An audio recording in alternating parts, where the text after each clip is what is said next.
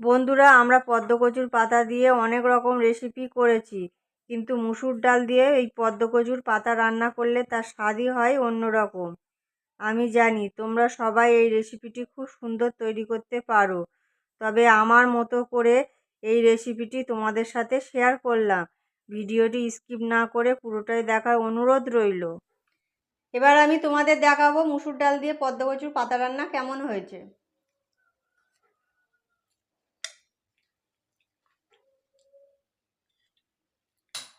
বন্ধুরা, খুব সুন্দর হয়েছে। তোমরা অবশ্যই বাড়িতে বানিয়ে খেয়ে কমেন্টে জানাবে কেমন হয়েছে।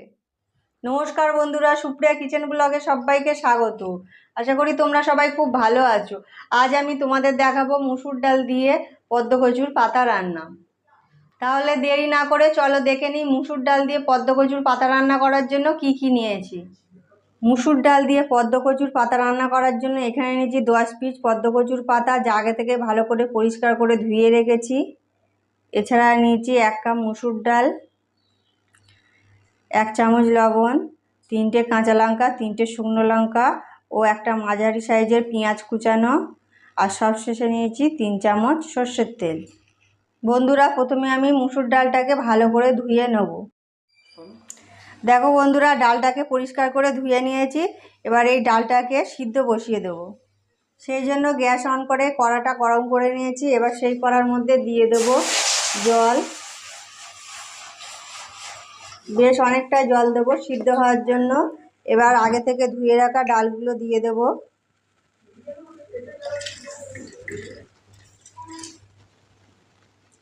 এবার এই ডালটাকে ভালোভাবে ফুটতে দেব। 5 মিনিট ফোটার পর ফিরে আসলাম। এবার আমি পদ্মকচুর পাতাগুলো দিয়ে দেব। তবে বন্ধুরা, একটা জিনিস দেখিয়ে দিই, পদ্মকচুর পাতা অনেকেই চেনে না। কচুর পাতা ছোট হয়, কিন্তু পদ্মকচুর পাতা আকারে বড় হয়, আর এই পাতা গালে লাগে না। আর একটা দেখিয়ে দিচ্ছি, এরকম গোলানো। এগুলো সবই কচি পাতা। তোমরা যখনই রান্না করবে কচি পাতা অবশ্যই নিয়ে রান্না করবে। দেখো, এটা হলো কচি পাতা, এরকম গোলানো ছিল, খেলিয়ে দিয়েছি। এবার এগুলো আমি এই ডালের উপর দিয়ে দেবো। এই পাতাগুলো যেহেতু খুবই কচি, সেই জন্য কুচতে লাগবে না, এরমভাবে দিয়ে দিলেই হয়ে যাবে।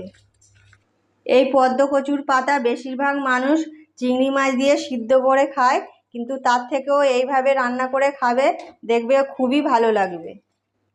এবার আমি এটাকে একটা থালার সাহায্যে ঢেকে দেবো, যাতে পাতা আর ডাল ভালোভাবে সিদ্ধ হয়ে যায়।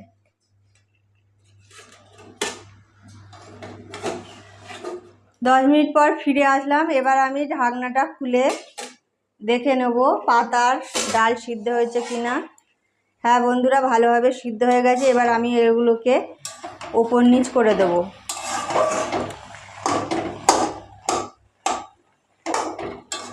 দেখছো বন্ধুরা, ডালের মধ্যে যে অল্প জল জল দেখা যাচ্ছে, এই জলটাকে আরও একটু 5 মিনিট ফুটিয়ে মেরে নেব। দেখো বন্ধুরা, কড়ার গায়ে যে রস রস টাইপের ছিল সেগুলো মরে এসছে 5 মিনিট ফোটানোর পর। এবার এগুলোকে আমি একটু নেড়ে চেড়ে একটা পাত্রে নামিয়ে নেব। যে কড়াই সিদ্ধ করেছিলাম সেই কড়া ভালো করে পরিষ্কার করে ধুয়ে নিয়েছি। এবার এই কড়াটাকে গ্যাস অন করে গরম করে নিয়েছি। এবার এর মধ্যে দিয়ে দেবো সর্ষের তেল। এখন তেলটা গরম হয়ে গেছে। এবার সেই তেলের মধ্যে দিয়ে দেবো শুকনো লঙ্কা। শুকনো লঙ্কা দেখো বন্ধুরা, লাল লাল করে ভেজে নিয়েছি। এবার এই ভাজা লঙ্কা তুলে নিচ্ছি, কারণ এই শুকনো লঙ্কা একটু মেরে নিতে হবে। এবার সেই তেলের মধ্যে দিয়ে দেব কাঁচা পেঁয়াজ। পেঁয়াজটা হালকা ভেজে নিয়েছি। এবার এর মধ্যে দিয়ে দেব কাঁচা লঙ্কা কুচি আর লবণ। এবার এগুলোকে একটু নেড়ে চেড়ে দিয়ে দেব পাতা আর ডাল সিদ্ধ। এই পাতা আর ডাল সিদ্ধ দিয়ে নাড়তে থাকবো, কারণ এই পাতার মধ্যে যে এক্সট্রা জল আছে সেই জলগুলো যাতে শুকিয়ে যায়। এইভাবে আমি আরও 5 থেকে 7 মিনিট নাড়তে থাকবো। ততক্ষণ এইদিকে যে আমি শুকনো লঙ্কা ভেজে নিয়েছিলাম সেগুলো আমি লবণ দিয়ে হাত দিয়ে মেরে নেব।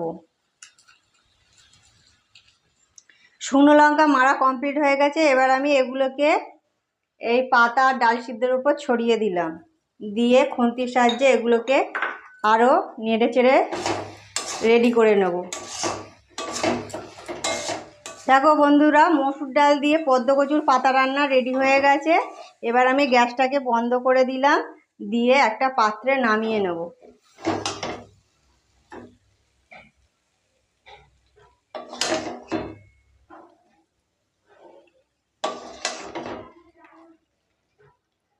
পাত্রে নামিয়ে নিয়েছি। এবার আমি উপর থেকে একটু অল্প করে সর্ষের তেল ছড়িয়ে দেব। মুসুর ডাল দিয়ে পদ্ম কচুর পাতা রান্না রেডি হয়ে গেছে গরম গরম ভাতের সাথে পরিবেশনের জন্য। আমার এই মুসুর ডাল দিয়ে পদ্ম কচুর পাতা রান্নার রেসিপি যদি তোমাদের ভালো লেগে থাকে তাহলে একটা লাইক, শেয়ার, কমেন্ট এবং আমার চ্যানেলটিকে সাবস্ক্রাইব করার অনুরোধ রইল। ভালো থাকবে, সুস্থ থাকবে, দেখা হবে পরবর্তী পর্বে।